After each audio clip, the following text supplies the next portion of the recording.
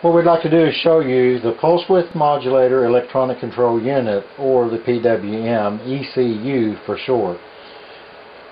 What we have here is our hydrogen cell. We have a fan which ties to the electronic control unit. If your cell began to overheat or something, then the fan will come on, or a recirculator pump to cool the cell back down and get it back down to the normal operating temperature.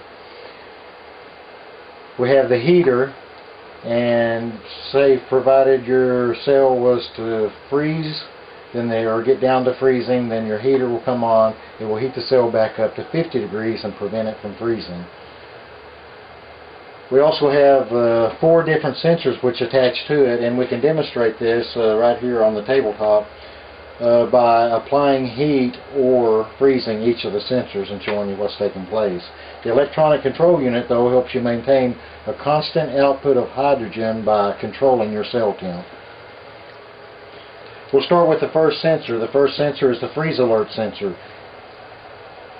The indicator light for the freeze alert sensor is located in the lower right hand corner. Should your unit begin to freeze, the freeze indicator light will come on, and the amperage or the current to the unit will be turned off. We'll start by turning the PWM up to about 20 amps.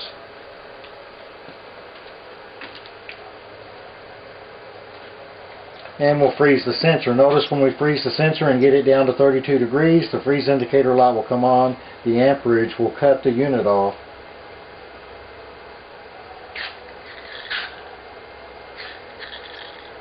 There you go.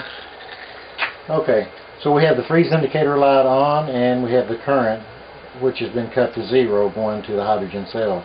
When the temperature reaches 32 degrees, the indicator light will go out and the amperage will return, or the current going to the cell will return to normal.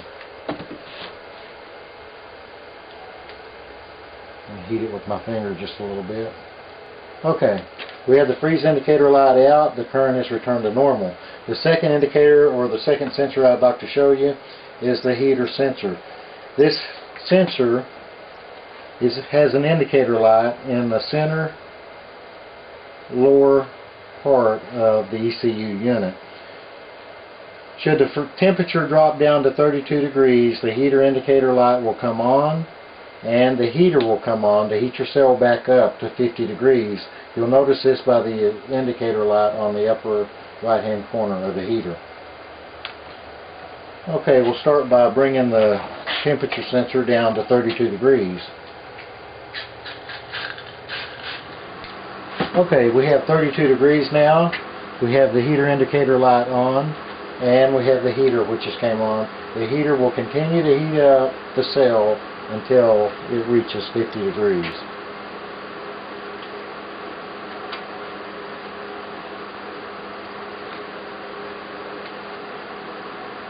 I'll apply a little heat with my finger. Okay, the third sensor I'd like to show you is to prevent your cell from overheating. Say your cell was to reach 135 degrees or 130 degrees and you wanted to cool it down 20 degrees. This temperature sensor will do that. The indicator light for the temperature sensor is located in the lower left hand corner, which is the cell fan. And when you reach 135 degrees, the indicator light will come on. If you'll notice, the fan will also come on, or a recirculator pump, whichever, or both of them if you want it tied to the unit to cool it down. And to trigger this, we'll apply heat to the sensor. Notice the cell fan light in the lower corner will come on, and the fan when we reach about 135 degrees. Okay, we have the cell fan light on, and we have the fan on. That will stay on until the temperature drops about 20 degrees. The third indicator, or the fourth indicator that I'd like to show you is the high cell temp. And the high cell temp is located in the upper right-hand corner of the unit. When your cell reaches 165 degrees, the high cell temp light will come on. When the high cell temp light comes on, it will shut the unit or cut the current going to your hydrogen cell. This prevents you from burning the electrolyte and damaging the plates inside your hydrogen cell. Okay, we'll heat it up now. Notice when we heat it up, the high cell temp light will come on, the current will go to 0.